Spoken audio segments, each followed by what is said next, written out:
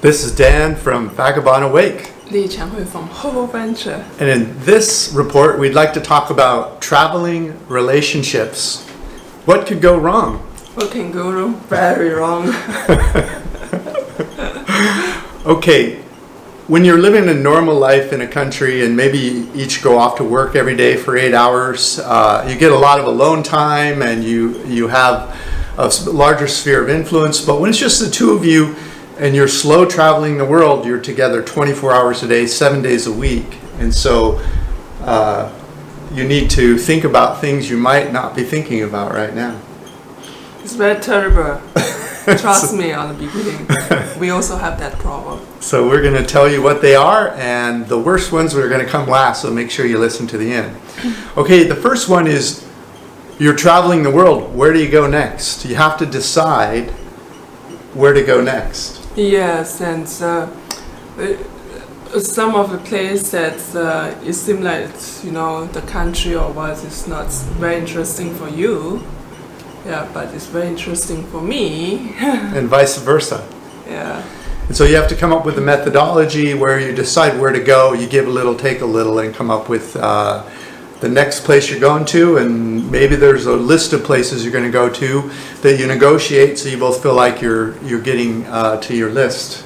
Yeah, it's like example that's about Galapagos. You know, yeah. You think that that's too expensive, but I say I can find you the cheaper way to go, okay? And then good. After that is Peru, because you've been to Peru, and like, no, I have to go to Peru, you know? So we make a deal that we will go there for 2 weeks, but too bad. we was there for 2 months and we had a really good time there, and so Chung certainly wins her share of these concepts of where we go and how long we stay, and she has a good intuition for it, so it's worked out really nice. But here are some examples. One way you could do it is you each come up with a list of 10 places you want to see, and you rank them 1 through 10, then you compare each other's lists. For example, if I have a 1 for Colombia and Chung has a 3, you add the 1 and 3 and you come to 4. If that's the lowest number, then you go there first. Yes. But we also are slow travelers, and we're working on a budget. We like to stay around $1,000 to $1,500 a month. And in order to do that, you have to stay within a region. If you fly somewhere in the world, and you spend a huge amount of money, whatever, $500 or $600 on airfare, once you're there, you want to see all the interesting countries while you're there. So you have to take that into account too. You can use different methodologies, but if my 1 and her 4 adds up to 5, and that's a low number, but it's across the world, we have to rethink that and hit countries that are nearby. Mm-hmm. And then the other thing is sometimes your lists aren't the same, so you have to talk about maybe what regions you're going to go to in the world first, and maybe it's a region I'm interested in, Chung's not, and then later we go to one Chung's interested in, I'm not. But really, the whole world is our oyster. We really don't have regions we don't want to see. We don't want to go to dangerous places or war zones or that kind of thing, but pretty much the rest of the world we're interested in. Yes. And we're also interested in staying within that budget, which is why many of you follow us, because you know we're trying to stay in that target budget, so that's helpful too. So where you go next or what direction you're heading in, that's one of the first things that we've noticed we've had to negotiate our way through. Mm-hmm. The second thing is that when you're together 24 hours a day, 7 days a week, you don't have a lot of personal space. So if you need alone time, which many people do, I'm certainly one of them. I also one of them. Yeah, you have to figure out a routine where you get some alone time, you can think to yourself and feel like maintain your relationship with yourself too. Yeah. So one of the things I like to do every day is I get up and I run first thing in the morning and exercise. And that to me is my alone time. I'm out running, getting to know the city or whatever. That's a good alone time for me. And the other thing is I'm a morning person, so I get up in the morning and I might work on my computer sometimes really early, like 4, and I just wake up, you know, so I'll work on my computer from like 4 o'clock in the morning until Chung wakes up, which might be 6 or 7 or 8. So I get a lot of alone time that way. So yeah, when he go away to run, that's my alone time. But sometimes also I can go out to buy a coffee, buy a cake, shopping. That also is my alone time, but most of the time that he also be with me. I'm already used to it. Yeah. Next one is food. I'm a vegetarian. 𝐶𝐒, she eats more kinds of food than I do. So we have to talk and sometimes we feel like home food. So for 𝐶𝐒 that would be Malaysia. For me it would be the U.S.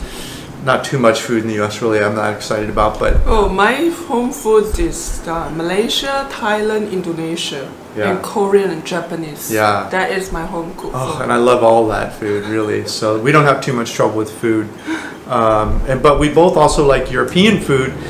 So our struggle is more, can we find a restaurant that has both vegetarian and non-veg? And 𝐶𝐒, she doesn't always eat meat or whatever, but sometimes she likes to have it. So we try to, when we go out to eat, we try to hit something that has some good choices for 𝐶𝐒 and I.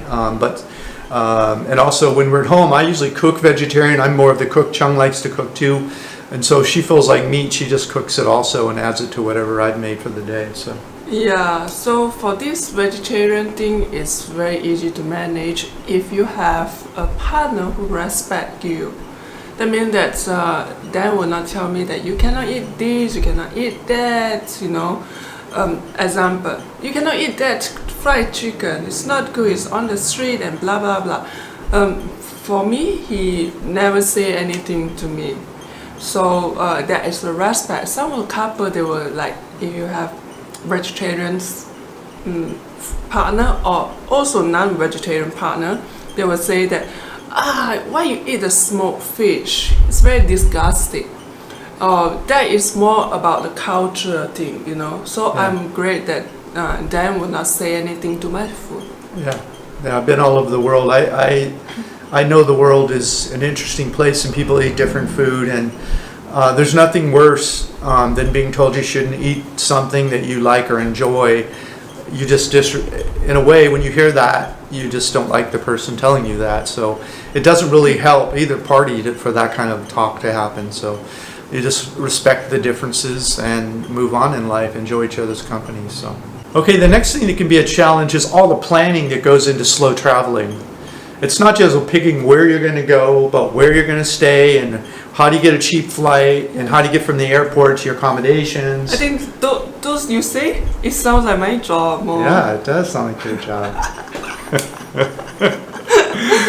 And the other issue is we both work, and so we're working on our hobbies here, our travel hobby, and we make a little bit of money with it too. So there's a work-life balance. Like you can't work all the time and you can't play all the time. So you need to strike a good work-life balance, and you need to figure out how to make sure that one person isn't carrying the full load, and that that you're balancing your work versus your life. I think that you must be very happy that your partner who also have a work to making video, who were not demanding you to be accompany her. Yeah, 𝐶𝐒's a workaholic too. We both love to work.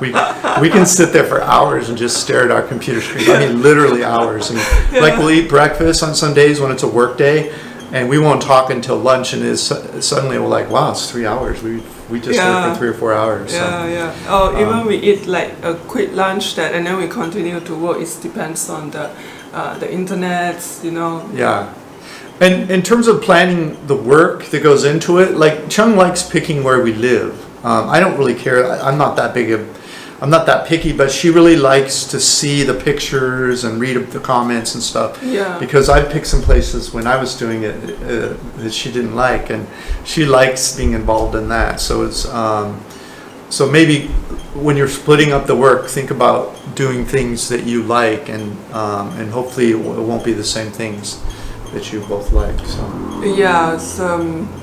I do all the hotel, the accommodation. I need to pick, I need to check the reviews, and then find out in which platform we can book is more easily. And check the flight. We use Skyscanner to check the flight, but when we book, we not really use Skyscanner. We will direct to go to the airline and we book from there. Sometimes when I book, I'll go through Skyscanner, but But we always check. The point is, once we find the best flight, we always check to see if the airline direct has a lower price. I think that every time you book direct from the Skyscanner. But for me, when I book, I don't book through Skyscanner. It depends on the flight. If they have a luggage, they're including luggage. Or the flight that they have many package, Yeah, so I will not book from the Skyscanner because it's very difficult to be booked. Yeah, so you learn these little glitches as you go, and you can't. There's no way we could recall them all for you. We do our best, but some stuff you forgot you knew. We do it all the time. And also that I'm doing all these things, and then we'll do for the restaurants. So he chose a very good restaurants. Instead of me. So. And you also choose restaurants too. You're very good at that. I choose a local food restaurant. Yeah, she's good at that. The next step is you might have different goals.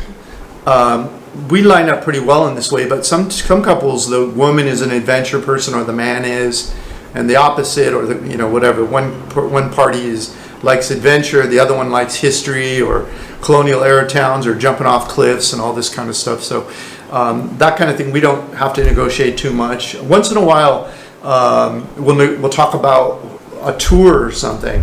Like when we were in Mancora, Peru, which is the first city you go to when you cross from Ecuador into Peru. We went to Peru after the Galapagos.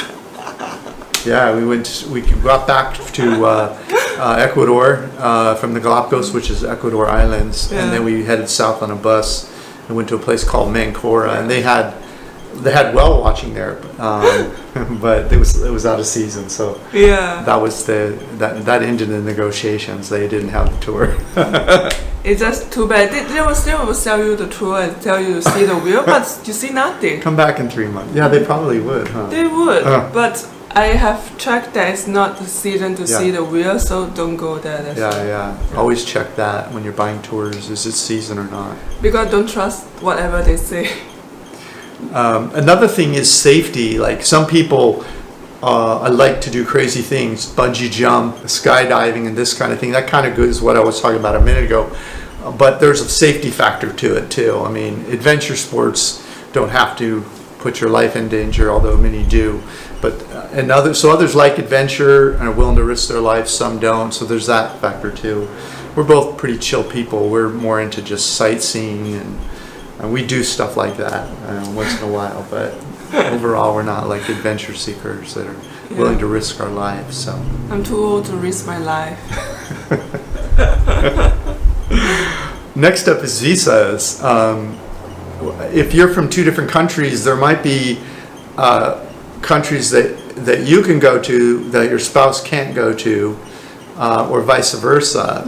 Because some countries are more favored in treaties about where they can go without getting a visa. So that's another thing. Do you not go to those countries, or do you go to separate countries, or do you just apply to visas for everything? So that's another thing to get. Example?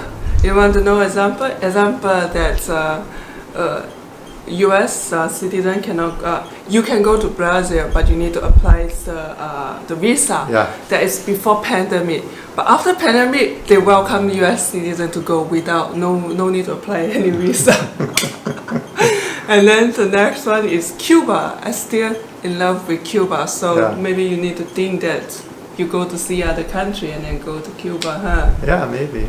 The rest of that, because most of the country that we both always can be go, so we have no problem. And our term in the visa term is almost the same. Like Mexico, we have 6 months. We are same. If Panama also is 6 months, we are the same.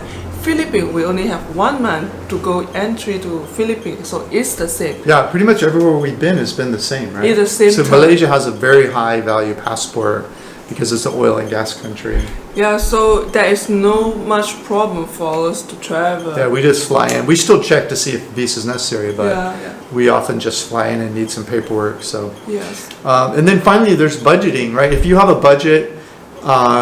Like we like to stay between $1,000 and $1,500 a month. Sometimes we go over. Rarely do we go under that. But it's what do you spend the money on? Do you try to find an accommodation that's really cheap, $150, $250, $300, and then have $700 to blow on restaurants and and tours, or do you try to get a little nicer place, you know, $400, $500, $600 a month, but then you cook at home more and take fewer tours and eat in restaurants less, maybe take less local transportation.